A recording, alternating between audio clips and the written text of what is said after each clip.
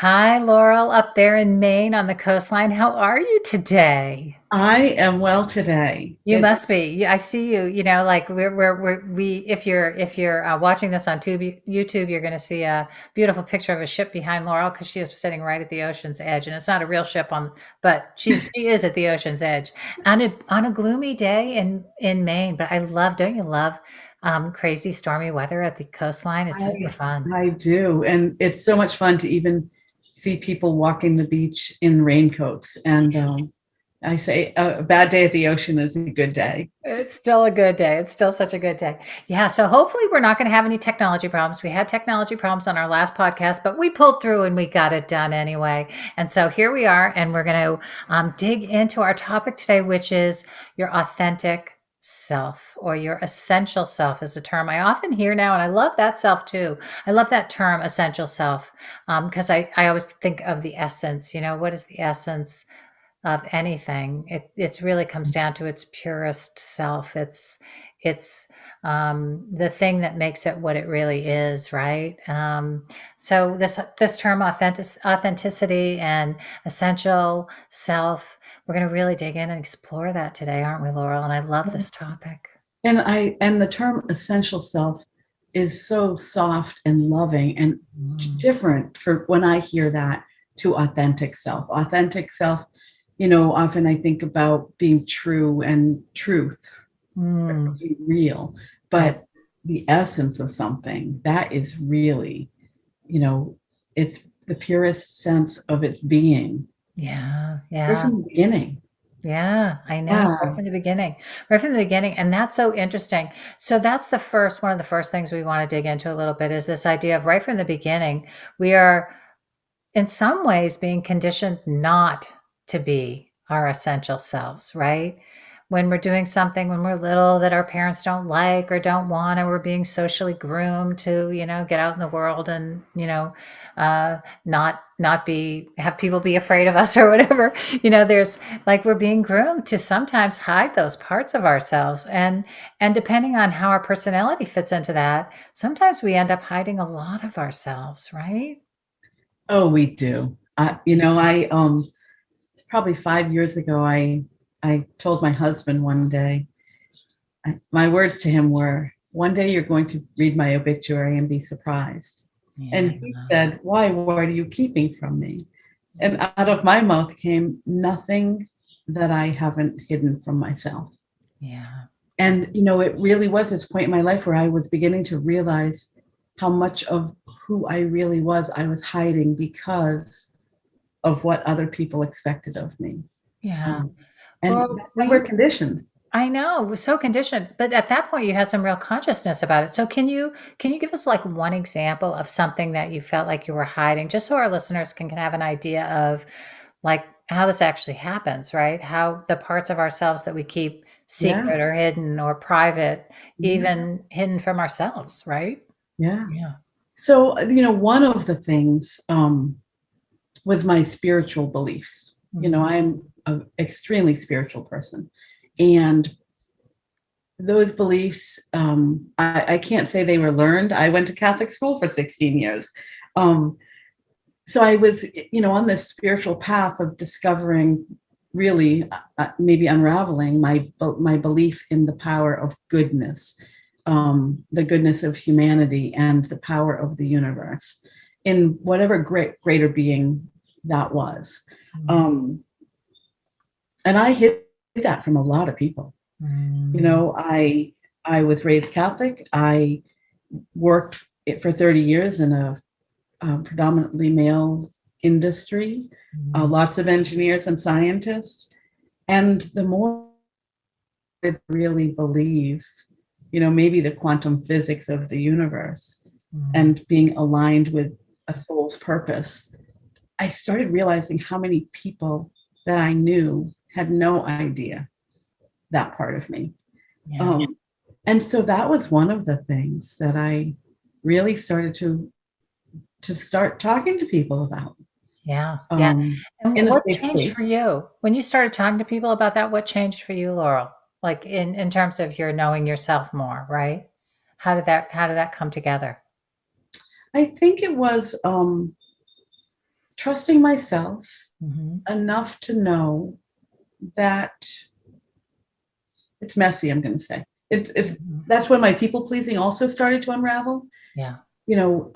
Trusting myself enough to know that denying myself of who I really was, I lived a lot of conflict in that, and it didn't feel good. So the more I started, I was at a point in my life where I thought, I want to feel good. I want to feel good every day. Mm-hmm. Um, I want to be more resilient and bounce back when I don't feel good. Yeah. Um, and so discovering that the more I could be who I really was and be with people who admired that, and not have to hide it from the people that I thought would judge me, it changed a lot. Yeah, yeah. I love that.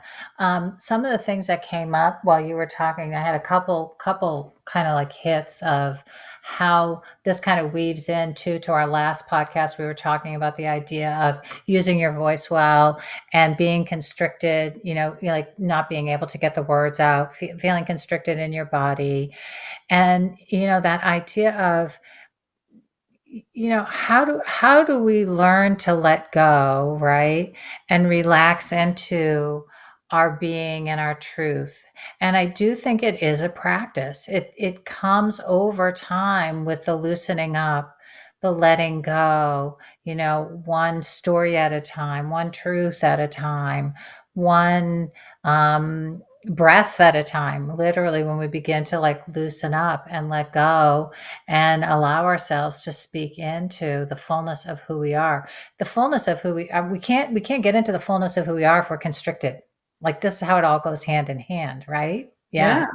And Yeah. also, if we're trying to be everything, right? And so Yeah. when we grow up in a world where I can do everything, I did everything for everyone else, and knowing how that feels, um, and then letting some of those things go, loosening up and feeling more ease in doing the things that either came naturally to me, right? And realizing how good that felt, because it was ease and flow that I didn't have when I was trying to be everything for everybody. Yeah, I love that, Laurel. And for those of us that are listening, for anyone listening, this is like really important too. I want you to anchor into this idea of, particularly if you're a person who is really relationship oriented and does a lot for other people. Like, oftentimes we get caught into the conditioning and the patterning of, this is who I am. This is who I am. What I'm doing and how I'm serving these people actually defines me. And if I were to let go of that, who am I? Who am I really? And sometimes we do have to let go of that to discover who we are really. Mm, Yeah. yeah. That's not And it's easy. scary. It's not easy. Tell me, when did that happen for you? When did you start playing with that? Oh, yeah. I started playing with that, I think, sometime in my 30s, um, when I realized that, it was part of the saying yes all the time to people, which I talked about a little bit in the last episode. And it was also the idea of, feeling like if I was saying yes and I didn't really mean yes, that I was harshly started calling myself really a liar. I mean, I really took myself to the mat and was like, look, if it isn't something you really want to do and you're doing it, you're really lying. You're not being honest. And this was my own self-talk, my own inner self-talk, and taking myself to like really the mats, right? It's like, come on, Laurel, what are you doing? And I didn't want to show up that way. I didn't want to. I feel like that was where I started to develop some real self-trust, was because I was being honest with myself, right? Of what I truly wanted and what I didn't want. And that part had to happen before I could take the step of, no, I don't want to do that. Or no, I don't want to be in this marriage anymore, which was a long time later. It took a long time to get to that point where I could actually say those words, right? So, this is all, again, it's step by step process of unraveling for ourselves what is our deep truth and how do we want to live in the world? Because ultimately, it's your life. Yeah. And Take it it. and it's so much easier to be able to, have values like truth, honesty, integrity, external with other people. Yeah. And Yeah. one of the challenges I often give my clients is we go through the exercise of value assessment, and people know their values, Mhm. especially by our age. I'll say Yeah. even younger, we know our values, but when you test those values, not externally with other people, but with yourself, are you living your values to yourself, with yourself? That's when Yeah. you have to take yourself to the mat and say, wait 1 minute. And it's easier to live your values externally Yeah. than it Yeah. is internally. Internally. Yeah, I think that, and this gets us into the topic of alignment, is when we aren't living aligned with our values. This is one example of alignment, how alignment actually fits into becoming authentic, or returning to our essential self, is feeling aligned with our true value system. So, for instance, for me, what I've learned over time is, I am a truth teller. I do. Honesty is, if I had to have my highest value, that's probably it. And so the fact that I wasn't being honest with myself, and then the people around me, around my marriage, around my own happiness, what I really wanted, the kind of relationships I wanted to experience in my life, I began to feel dishonest. And that that was misalignment. That was straight up misalignment of who I really was. And that's painful. Whether we are in touch with that or not, whether how much, because sometimes we can hide this pain from ourselves. We do all kinds of weird inner contortions and tell ourselves all kinds of stories, and, oh, it's okay, that's the way it's supposed to be. Or if somebody tells you that's what you're supposed to believe, and so you believe it. And if we don't really believe it, and that's not really our value, that's painful. And we can only hide from it so much. It is true, and I think we'll talk about this, and we have talked about this, but those are the things, the pain that we ignore.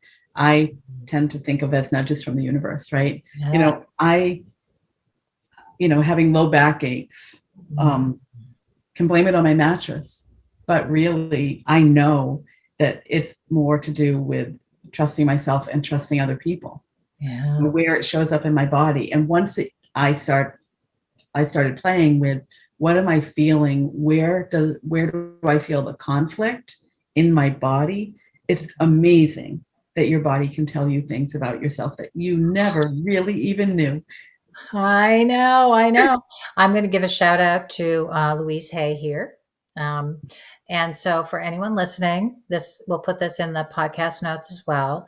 And I use this book all the time with my clients. This book is amazing. It is How to Heal Your Life by Louise Hay.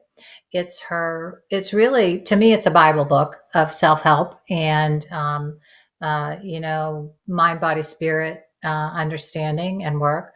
But Louise's story is amazing. I invite people to go and learn about Louise's story and how she came upon this book and how she developed it.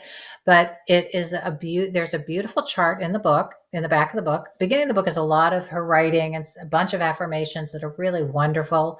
Um, and we'll talk about affirmations a little bit. I want to come back to that idea. But the chart in the book that I always refer to with my clients is, there's a list. There's 3 columns. The first column is, what is your physical ailment?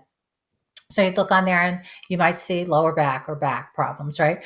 And then you go, and the next column says emotional experience, or emotional trauma, or whatever. And so then it lists, what is the emotional component connected to the ailment, the physical ailment. And it's always spot on. It's always spot on. And then the third column, she offers an affirmation that you use to help you develop a healing around the physical emotional experience. And it's a belief. It's really the affirmation is a belief. Like, I live my highest truth, right? So if let's say mine was, I'll use myself, throat. I'm having a hyperthyroid condition. My throat is, overactive, right? What is the emotional component? I'm not speaking my truth. I'm frustrated with the world around me. I'm angry because I'm not showing up the way I want to. And what's my mental affirmation, I might say, is I speak my truth and I speak with love, you know? And so this chart is extremely powerful. I've not ever used it and had a client go, oh, that doesn't resonate. It always feels spot on, and it always has for me too.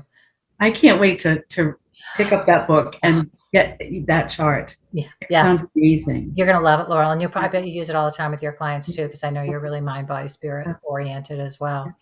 And this whole idea of mind, body, spirit connection is, that we all those aspects of us are all connected. They're all one. So they all relate to each other. And that's what Louise is talking about in here. With your mind, you can affect your physical state, your emotional state. And we are doing it anyway. Every thought that we think, every feeling that we have is impacting our physical configuration in our body. Yeah. Yeah. And that comes out so much in coaching. I use a tool with my clients that really taps into, what are the thoughts and feelings tied to a circumstance, and how can we change those thoughts and feelings to get the results we want, right? Yeah. I mean, oftentimes you can't change the circumstance, but changing your thoughts and feelings it brings results. And I really believe that it's our thoughts and feelings when we can really live more authentically, tap into our essential self. Our feelings and thoughts are aligned with who we really are at the core, if we let that happen. Yes, absolutely. Absolutely. One of the exercises people can do too is literally beginning to align internally, create a line internally from head through throat, through heart, through belly, down to the bottom of right down the middle of the body. And physically begin to align. Literally, these things all go together. So if you start to physically align, you'll even see people. One of the things I love, Laurel, I love this. I don't know if anybody's ever talked to you about this or you've noticed this, but a lot of times, in our culture, you see people and you look at them and our heads are kind of in front of our bodies. We have kind of this curve up the back of the body, right? And part of that has to do with us being really disconnected from our bodies. We live in our heads, and it's as if our head is trying to move away from our body. So just bringing your head back onto your body begins to start to create some of that alignment. So important. So important. And having your head aligned with your heart.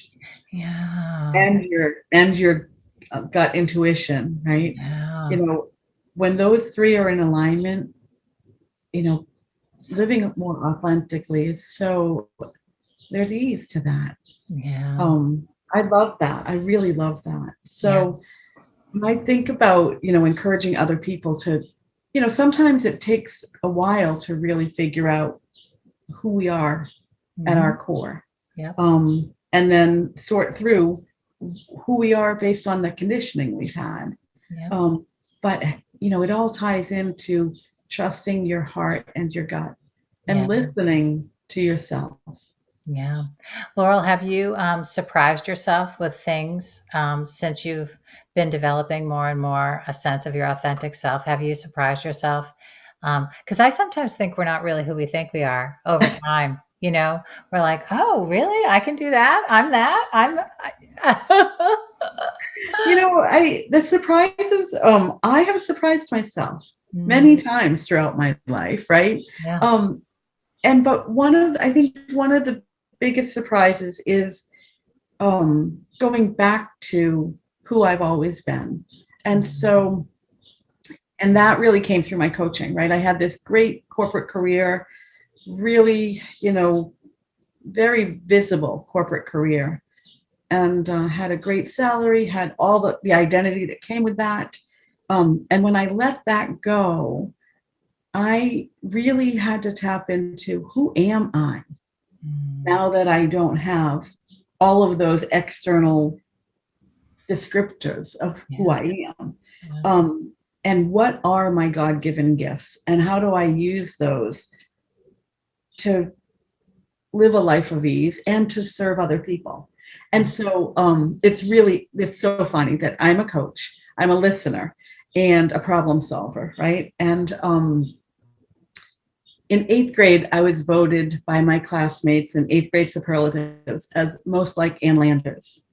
And for our listeners who don't know who Ann Landers is, Ann Landers was a columnist who was a listener, a problem solver, maybe an advice giver. And that's where I don't give advice as a coach. I listen and help my clients find their own solutions. And that, when I think about that, I've always been that person. But for many, many years in my career, I was an external spokesperson. I was telling people more than I was listening. And so to be able to come home to that, it really surprised me that I can now be in this, I'm going to call it my feminine nurturing power, and really love what I do. Wow. That was a surprise. Yeah, that's beautiful. I love that. And so for those listeners that have questions that they want to pose, we have our own Ann Landers here, as in AKA Laurel Boyven. So yeah, Laurel and I do accept questions. We'd love to have people, let us know what's on your mind. Let us know what you need help with, because we love to be able to respond to hopefully our growing community here at Beautiful Work, Beautiful Life. Yeah. Send in questions for us. So, Laurel, on this journey to finding our authentic selves, I feel like the one main practice that people have to develop is being able to discern what's real for them and what's just their conditioning. And that's a process, isn't it? It is. How did you do that? Well, I think probably one step at a time, like one look at a time, one belief at a time, and really challenging myself with, is this really what I believe? Is this really what I want? Is this really what I think? How do I really feel about this? And I think that that when we've been conditioned, or when we've been in a position, like I know for me, I was very codependent in the family that I was in. I was always trying to help other people and do the thing that would make other people happy and keep things moving along in the household as best I could. And I think that when we're always that outside oriented and taking our cues from outside, we aren't aligned with the cues that are coming from inside. And so I think for me, it was learning how to self-reference again, by asking myself, if nobody else was asking me, what do I want? Ask myself, what do I want? If nobody's asking me, is that what you really think? Ask myself, is that really what I think? Right? Yeah. And be honest with myself. So it was a step-by-step process of challenging myself, I think. It really is. Yeah. And, my own experience, there was a point in my life where I didn't know what I wanted without other people giving me some suggestions. I was the woman at a restaurant looking at the menu, completely indecisive. Maybe there were too many choices. I didn't really know what I wanted. And being able to even identify that, like, why don't I know unless other people tell me? And how to unravel the people pleasing, right? And the external influence that creates who we are from a very young age. That's hard work. It is. And so many people, make you feel like an identity crisis. If you don't know who you are, I didn't know who I was without my titles. That's an exercise that I do often too with clients, is identify yourself without any job description or relationship to other people. Wow. That's And then who are you? beautiful. And my identity now is tied to I am a spiritual being, collector of sea glass and antiques, who Mm. loves summer.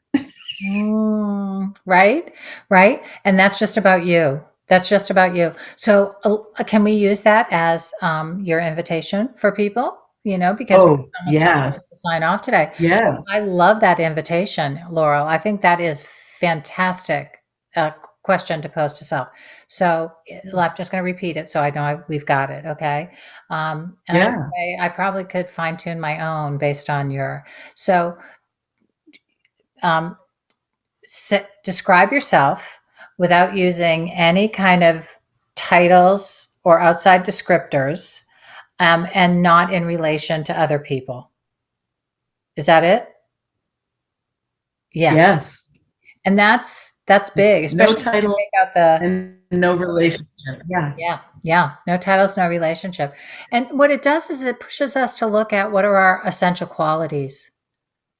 What are our essential qualities? Like I know, I'll use this example. I love this example for me when I was challenging myself, and also when I was kind of looking at the words I was using and the way I was thinking was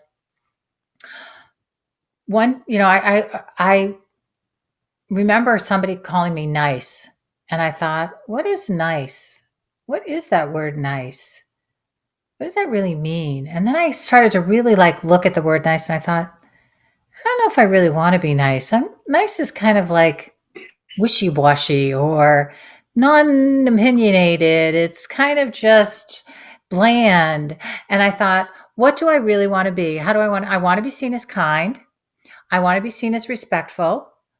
I want to be seen as, gentle, like things that might be nice, but nice suddenly felt like I don't want to be described that way. And I felt like I had to embody these other parts of myself, like I do have opinions and I do have, excitable tendencies where I might get a little too riled up and I might be obnoxious to some people, right? Like I had to own that part of me in order to let go of being nice is you're not going to bother anybody if you're nice, right?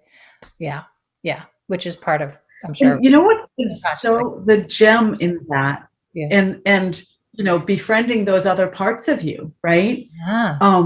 That is so important because sometimes we shun parts of us that we really shouldn't. Having an opinion is a beautiful thing. Yeah. Um, Yeah. and sometimes you have to allow yourself to be who you are Mm. in totality, right? Yeah. All of you. I Yeah. just love that. Yeah. Yeah. Yeah. So I would say my invitation to people is, our listeners, how about, think of words that you hear people describing you as, and really look at them and question, like, do I own that? Is that my value? Is that who I really am? And it might help to tie into Laurel's question, which is how am I going to describe myself without the titles, without the relationship to other people kind of thing, right? Yeah. Yeah, because this getting into the essence of ourselves it's so beautiful. I mean, this is beautiful work, beautiful life. This is how beautiful work, beautiful life actually happens.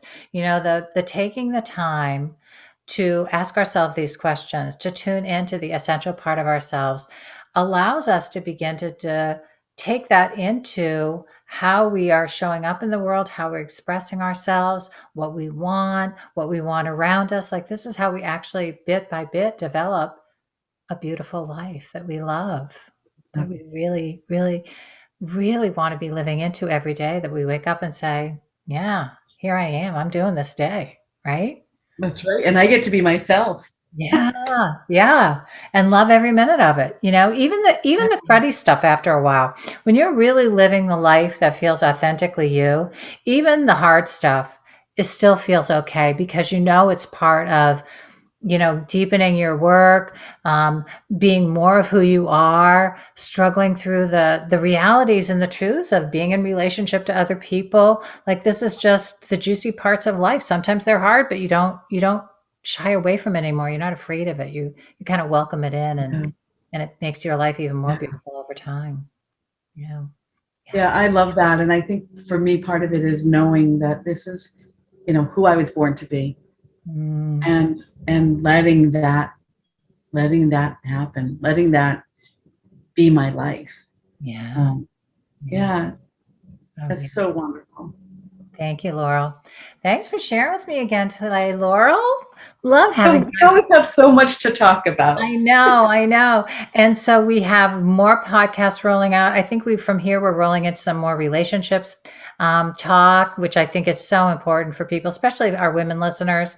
We really want to get into that a little more deeply and help women understand how important, living in relationship is to their well-being and all that good stuff. So we'll get into that next time we're Yeah, together. I can't wait. Yeah, me too, me too. Thanks, Laurel, for taking the time. And Oh, oh, I'm thinking about you up there on the coastline in Maine. Enjoy drinking that salt air for me. I will. I will. I Uh, will see you again soon. all right. Thanks, Laurel. All right. Bye. Bye-bye.